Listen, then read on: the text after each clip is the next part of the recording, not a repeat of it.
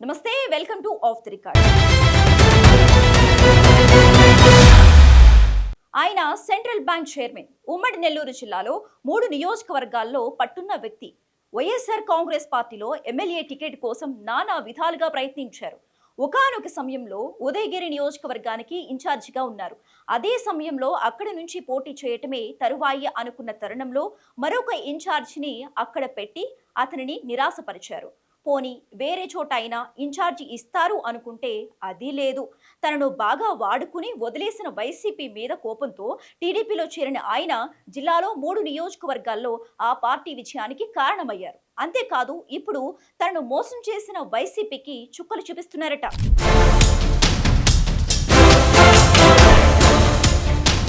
పెద్దారెడ్లు అని చెప్పుకునే నెల్లూరు జిల్లాలో రాజకీయంగా ఆర్థికంగా ఉన్న వాళ్ళకి కొదవే లేదు. అందులో ఒకరు మెట్టుకూరు ధనుంజయరెడ్డి. ఈయన ప్రముఖ పారిశ్రామికవేత్త. సొంత నియోజకవర్గం ప్రస్తుతం ఆనం రామనారాయణ రెడ్డి ప్రాతినిధ్యం వహిస్తున్న ఆత్మకూరు.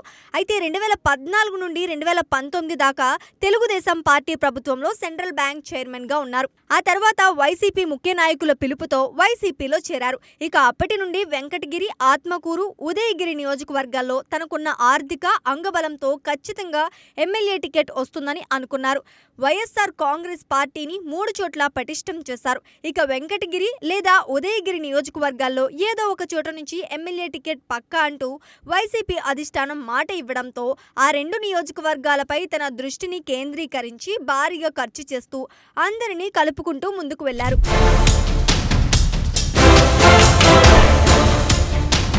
ఉదయగిరి నియోజకవర్గ అప్పటి సిట్టింగ్ ఎమ్మెల్యే మేకపాటి చంద్రశేఖర్ రెడ్డిని వైసీపీ అధిష్టానం సస్పెండ్ చేయడంతో ఇక ఆ టికెట్ ధనుంజయ రెడ్డికే అని వైసీపీ పెద్దలు మాట కూడా ఇచ్చారట. దీంతో ఉదయగిరి నియోజకవర్గంలోని 8 మండలాలను ధనుంజయ రెడ్డి చుట్టేశారు. అప్పట్లో వైసీపీ అభివృద్ధి గురించి ప్రతి ఇంటికి వెళ్లి వివరించారు. భారీగా ఖర్చు చేస్తూ పార్టీని పరుగులు పెట్టించారు. వైసీపీ అధిష్టానం మళ్లీ ఇక్కడ మేకపాటి ఫ్యామిలీకే టికెట్ ఇస్తామంటూ ధనుంజయ రెడ్డిని వెంకటగిరి వెళ్లమని చెప్పిందట. అప్పటికే వెంకటగిరిలో ఇన్ఛార్జిగా నేదురుమల్లి రామ్ కుమార్ రెడ్డి ఉన్నారు. దీంతో వెంకటగిరి నుంచి అయినా వైసీపీ తరపున పోటీ చేయడానికి అన్ని ప్రయత్నాలు చేశారట.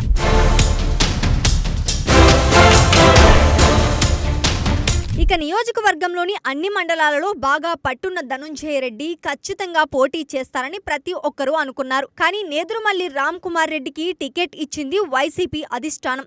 దీంతో ధనుంజయ రెడ్డి రగిలిపోయారట. తానేంటో వైసీపీకి చూపాలని డిసైడ్ అయిన ఆయన సీఎం చంద్రబాబు సమక్షంలో తెలుగుదేశం పార్టీలో చేరారు. ఇక అప్పటి నుంచి వెంకటగిరి, ఆత్మకూరు, ఉదయగిరి నియోజకవర్గాల్లో రేసుగుర్రంలా టీడీపీని పరుగులు పెట్టించారట. తన మార్క్ రాజకీయంతో ఈ 3 చోట్ల తెలుగుదేశం పార్టీని గెలిపించారు. ఎంతో సౌమ్యుడిగా ఆర్థికంగా మంచి పేరు ఉన్న ధనుంజయ రెడ్డిని దూరం వైసీపీకి చుక్కలు చూపించారట.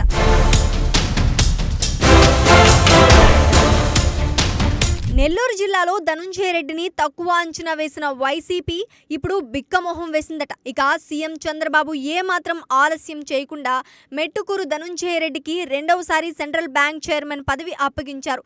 తెలుగుదేశం పార్టీలోకి లేటుగా వచ్చిన లేటెస్ట్గా మహా సీనియర్లను కాదని సెంట్రల్ బ్యాంక్ చైర్మన్ పదవి కొట్టేయటం ధనుంజయ రెడ్డి నిబద్ధతకు, నిజాయితీకి, కష్టానికి చంద్రబాబు నాయుడు కానుక ఇచ్చారని పార్టీ కార్యకర్తలు సంతోషం వ్యక్తం చేస్తున్నారట. 2029లో మెట్టుకూరు ధనుంజయ రెడ్డికి ఉమ్మడి నెల్లూరు జిల్లాలో ఏదో ఒక చోట నుండి ఖచ్చితంగా తెలుగుదేశం పార్టీ ఎమ్మెల్యే టికెట్ ఇస్తామని ప్రచారం చేసినట్లు ప్రచారం జరుగుతోంది. అదే జరిగితే మెట్టుకూరు ధనుంజయ రెడ్డి గెలవటం ఖాయం అంటున్నారు ఆయన అభిమానులు.